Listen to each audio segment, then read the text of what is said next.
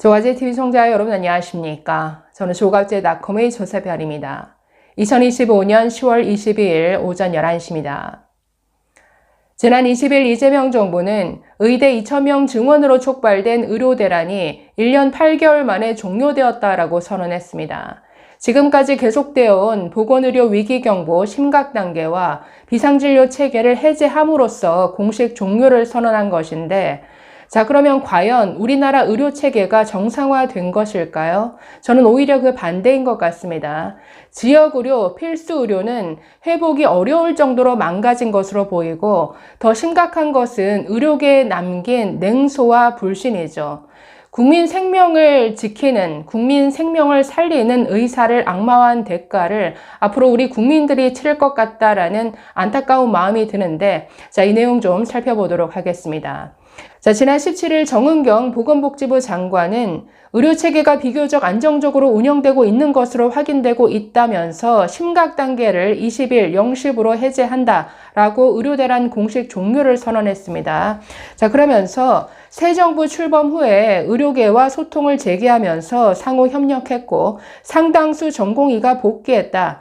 진료량이 비상진료 이전 평시의 95% 수준을 회복하고 응급의료 상황도 수용 능력을 거의 회복했다라고 말했습니다. 자, 이에 대해서 이재명 대통령도 21일 국무회의 모두 발언에서 이 내용을 언급했는데 이렇게 말했습니다. 국민의 생명과 직결된 사안을 충분한 정책적 고려나 협의 없이 일방적으로 밀어붙인 탓에 그간 국민이 입은 피해가 이루 말할 수 없이 컸다라고 지적했습니다. 어려운 여건에서도 묵묵히 환자 곁을 지킨 현장 의료진, 119 구급대원을 비롯한 모든 공직자 여러분께 깊이 감사드린다. 큰 불편을 겪은 국민 여러분께 감사와 함께 송구하다는 말씀을 드린다. 자, 의료개혁은 필요하다. 이로써 의료개혁이 좌절되거나 포기한 게 아니라 새로운 토대 위에서 합리적 방향으로 다시 준비해야 한다. 충분한 공론화 과정을 거쳐서 합리적 방안을 마련하고 안정적이고 지속적으로 추진해야 한다라고 말했습니다. 그리고 체계적이고 과학적인 접근을 통해 의료 인력 양성 방안에 대한 사회적 중지도 함께 모아야 한다. 굉장히 신중하게 발언하고 있죠. 저는 굉장히 신중하게 접근하는 게 맞습니다. 이 의료 문제는. 의료대란이 왜 생겼나요? 지난해 2월 6일 느닷없이 어떤 협의나 어떤 과학적 근거도 없이 무려 3,058명이던 증원을 5,058명으로 늘리는 의대 2,000명 증원을 정말 폭탄같이 터뜨렸습니다. 이 윤석열 정부가. 이건 처음부터 끝까지 미친 정책이었는데, 자, 의대 2,000명 증원하면서 어떤 국립대는 정원이 49명이었는데 200명, 4배가 늘었습니다. 이건 뭐냐? 50명 타는 버스에 학생들을 200명 태우겠다라는 것과 똑같은 미친 정책입니다. 교육이 불가능하죠. 모든 의료계 교육을 담당하는 주체들이 이건 안 된다. 의학 교육이 불가능하다. 반대했음에도 불구하고 그냥 밀어붙였습니다. 그러니 의대생들이 휴학함으로써 투쟁을 할 수밖에 없는 거죠. 의사가 되는 그 철저한 교육을 제대로 받아야 되는데 교육이 불가능한 상태로 만들었습니다.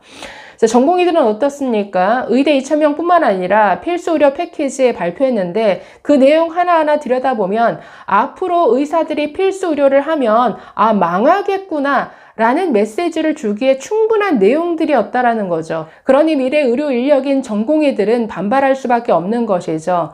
그런데 윤석열 정부는 매우 폭력적인 방식으로 이걸 밀어붙였습니다. 집단 행동을 막기 위해서 업무 개시 명령, 진료 유지 명령 내리고 경찰부터 다 병원에 깔아버렸는데, 그러니 전공의들이 선택할 수 있는 옵션은 사직밖에 없는 것이죠. 그래서 13,000명이 넘는 전공의들이 의료 현장을 사직하고 떠나버렸습니다. 그런데 그 이후에도 사직서 수리 금지 명령까지 내리고 면허 취소하겠다, 형사 처벌하겠다, 게다가 언론까지 가세해서 의사를 악마화했죠. 이 상황이 1년 8개월 동안 지속이 되었습니다. 자, 전공의들이 복귀했다라고는 하는데 과연 의료 현장이 정상화된 것이냐? 아니라는 거죠. 이거 애초에 의대 2,000명 증원 왜 시작했습니까? 네, 뭐 응급실 뺑뺑이 같은 거 없애겠다. 지역 의료를 살리겠다. 필수 의료를 살리겠다. 오히려 현실은 그 반대로 만들어버리고 말았습니다. 자, 지금 이 보건복지부에 따르면 뭐 상급 종합병원 그리고 종합병원의 진료량은 평시 대비 95% 수준으로 회복이 됐다. 라고 밝히고 있고 응급의료 또한 뭐 수용 능력을 거의 회복했다라고 밝히고 있는데 이건 수도권에 국한된 얘기죠. 지방으로 갔으면 심각합니다. 자, 그리고 전공의들도 상당수 수련 현장으로 복귀했는데 올 하반기 전공의 모집에서 7,984명이 선발되면서 현재 약 10,000명 정도가 수련을 받고 있으니까 사태 이전에 약 76.2% 수준을 회복했다라고 합니다. 자, 문제는 이 복귀한 전공의들이 지역으로 갈수록 또 소위 바이탈과 필수 의료로 갈수록 찾아보기 어렵다라는 거죠. 특히나 바이탈과 예를 들어서 뭐 내외산소라고 하죠. 내과, 외과, 뭐 소아과, 산부인과, 뭐 이 외에도 심장혈관, 흉부외과 이런 바이탈과의 그 전공의 충원율을 보면 현격히 떨어진다라는 겁니다. 빅5도 예외가 아니었는데 이 5대 대형 병원도 충원율이 약 70% 수준에 머물렀다라고 합니다. 자, 그래서 필수과를 보면 소아청소년과가 36.2%, 심장혈관 흉부외과가 37.9%, 산부인과 66.1%, 응급의학과 40.3%, 약 절반도 전공이 충원하지 못했다라는 거죠. 수도권을 벗어나면 더 심각하죠. 예를 들어서 비수도권 소아청소년과 충원율을 보면 8%입니다. 외과가 23.4%, 산부인과가 27.6%. 지방으로 갈수록 전공의를 찾아보기 어렵다라는 거죠. 전공의가 없다라는 건 뭡니까? 전공의를 거쳐서 전문의가 되고 뭐 의대 교수가 되는데 이 필수과의 이 명맥이 유지가 안 된다라는 거죠. 대가 끊긴다라는 거죠. 제가 약 한 달 전에 그 대한심장혈관 흉부외과에서 낸 보도자료 소개해 드린 바 있습니다. 지금 심장혈관, 내 심장을 수술해줄, 앞으로 이 전문의를 찾아볼 수 있겠는가 정말 우려가 컸는데 사태 이전에 전국적으로 약 107명의 전공의가 있었는데 지금 68명이 현장에 복귀해서 수련을 이어가고 있습니다. 자, 전국에 68명인데 이 중에 거의 90% 가까이가 서울, 경기, 즉 수도권에 전부 몰려있고 지방으로 가면은 아예 전공의가 없는 지역도 있다라는 거죠. 그래서 서울, 경기, 인천, 그 다음 대전, 충남 지역을 제외하고는 강원도, 충북, 제주도 지금 수련하는 전공의가 0명입니다. 아무도 없습니다. 이 지역은 앞으로 심장 수술해줄 의사 안 나온다라는 거죠. 뭐 대구, 경북 겨우 3명. 부울경 겨우 3명. 자, 그래서 정말 필수과일수록 전공의 복귀가 현저히 낮으니까 필수 의료 살리겠다고 시작한 이 정책이 완전히 필수 의료 또 지역 의료까지 완전히 망가뜨린 셈이죠. 자, 공공의료기관도 더 어려워졌는데 있던 의료진마저 수도권으로 또는 민간 의료기관으로 옮기면서 공백이 더 커진 거죠. 교육부 산하 국립대병원 22곳은 정원이 9,453명인데 전공의 정원 42.4%도 못 채웠습니다.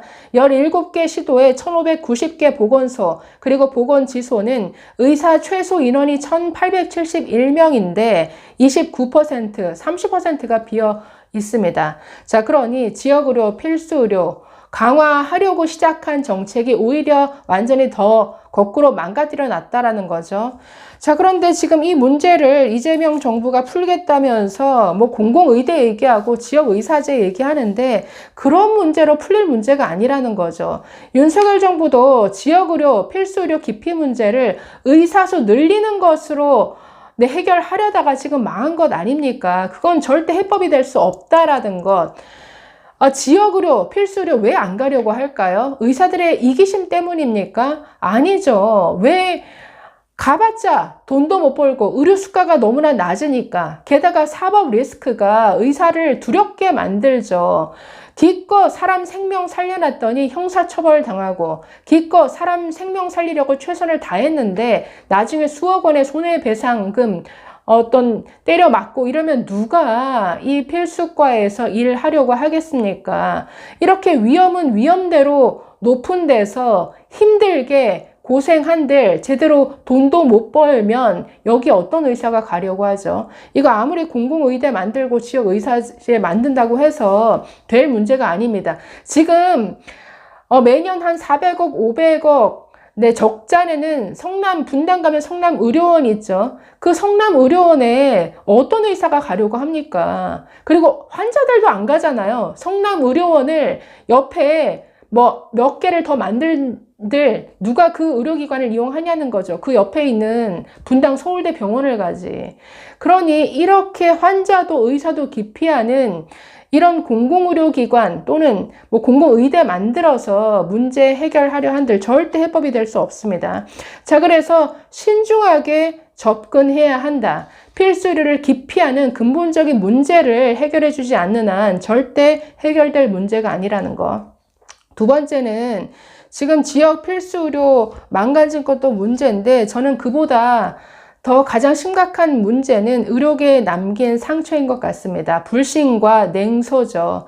자, 국민과 의사 사이에 신뢰를 완전히 이 윤석열 정부가 깨트려 버렸죠. 서로 이간질 시킨 거죠. 생명을 다루는 의사입니다. 이 의사, 우리나라 대한민국 의료가 세계 최고 수준인데 그거는 우리나라 의사들이 사람을 생명 살리는 데 있어서는 세계 최고라는 의미죠. 각종 보건의료 통계가 말해주고 있죠. 회피 가능 사망률 거의 전 세계 최저 수준. 그러니 최장수 국가가 되어 있죠. 우리나라 국민들이 건강하게 장수할 수 있는 것은 무엇보다도 실력이 세계 최고 수준인 실력 있는 의사들 덕분이라는 것.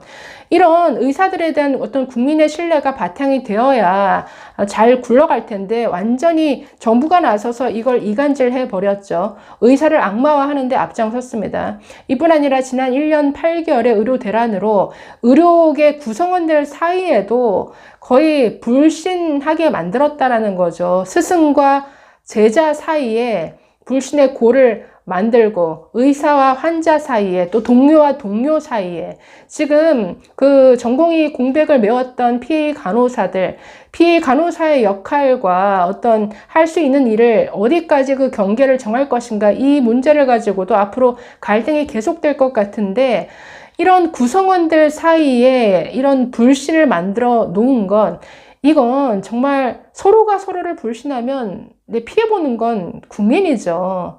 의사를 전적으로 신뢰해야 의사도 최선을 다해서 어떤 진료 행위에 나설 것 아닙니까? 자, 그래서 의사를 악마화한 대가는 국민들이 앞으로 치를 것 같다라는 생각이 드는데, 자, 모든 뒷감당은 지금 또 의료계의 몫이 돼버렸죠. 이 의대 교육, 청년 의사에서 저런 기사를 봤습니다. 지금 충북의대, 원래 정원 49명이었는데 200명으로 늘려놨죠. 결국 안 된다 싶어가지고 125명만 뽑았는데 24, 25학번 약 175명이 함께 수업을 듣습니다. 그런데 처음에는 온갖 지원을 해주겠다. 건물도 지어주고 뭐 모든 시설 다 해줄게. 교육부 큰 소리 쳤지만 어떤 것도 실행이 된 게 없습니다. 그러니 지금 학생들만 저렇게 고생하게 된 것이죠.